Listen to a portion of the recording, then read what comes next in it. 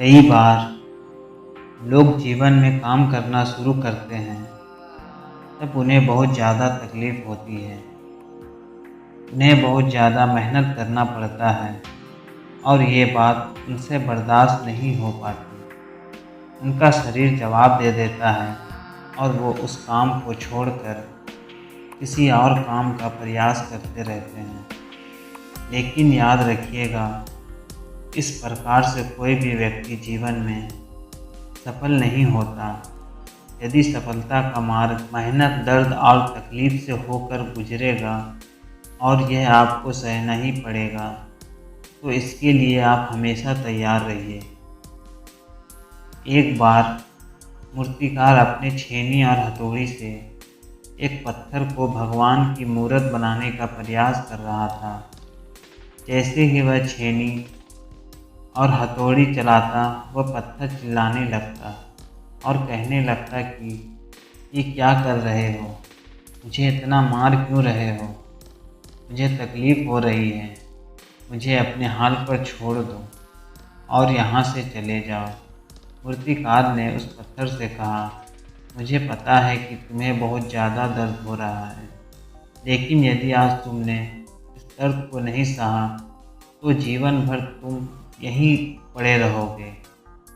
तुम एक बहुत अच्छे पत्थर हो, लेकिन यदि तुम इस प्रकार से रहोगे तो कभी भी आगे नहीं बढ़ पाओगे। इतना कहकर मूर्तिकार औजार उठाए ही थे कि पत्थर फिर से चिल्लाने लगा, मुझे छोड़ दो। मुझे पता है कि जीवन के लिए कौन सी चीज़ सही है और कौन सी चीज़ गलत है।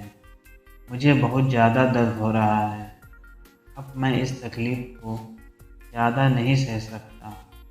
मैं जिस हाल में हूँ उस हाल में छोड़कर मुझे तुम यहाँ से चले जाओ। उस मूर्तिकार फिर से उस पत्थर को समझाने की कोशिश की, ज़्यादा आधिर मत बनो और अपने सब्र को बनाए रखो। थोड़ी देर इस दर्द को सह लो। यदि इस दर्द को सह लिया तो मैं भगवान की मूर्त के रूप में तुम्हारी स्थापना करवाऊंगा और फिर दूर दूर से लोग तुम्हारी पूजा करने आएंगे और पंडित और लोग तुम्हारी सेवा करेंगे। लेकिन पत्थर ने उस मूर्तिकार की एक भी बात नहीं मानी। वह चिल्लाता रहा और अपनी बात पर अड़ा रहा। मूर्तिकार ने उस पत्थर को समझाने की बहुत कोशिश की, लेकिन वो पत्थर नहीं माना। अब मूर्तिकार भी थक चुका था और वह उस पत्थर को छोड़कर आगे बढ़ गया और थोड़ी ही दूर जाकर देखा कि एक और बहुत ही अच्छा पत्थर वहाँ पड़ा हुआ था। उसने छेनी और हथौड़ी उठाई और उस पत्थर को मूर्ति बनाने के लिए वो तैयार हो गया। मूर्तिकार ने छेनी और हथौड़ी का वार दूसरे पत्थर पर जारी रखा। दूसरे पत्थर को भी दर्द हुआ, लेकिन उस पत्थर ने बर्दाश्त कर लिया और देखते ही देखते थोड़ी समय के बाद उस पत्थर को मूर्ति का रूप दे दिया। थोड़ी दिन बाद उस मूर्ति का एक मंदिर में स्थापना हो गई। धीरे धीरे करके लोग वहाँ पूजा पाठ करने आने लगे। लोग की मन्नतें वहाँ से पूरी होने लगी और वह मंदिर बहुत ही ज़्यादा प्रसिद्ध हो गया। अब धीरे धीरे करके दूर दूर के गांव से लोग वहाँ पूजा पाठ करने आने लगे। फिर एक दिन और उस पत्थर को उसी मंदिर में लाया गया और उसका अब लोग आते और उस पत्थर पर नारियल फोड़ते। ये कोई और पत्थर नहीं बल्कि वही पत्थर था जिसने दर्द को नहीं सहा था। अब वो पत्थर मन ही मन बहुत ज़्यादा पछता रहा था और अपने आप से कह रहा था कि काश मैंने उस दिन उस दर्द को, उस तकलीफ़ को सह लिया होता तो आज लोग मेरी भी पूजा करते।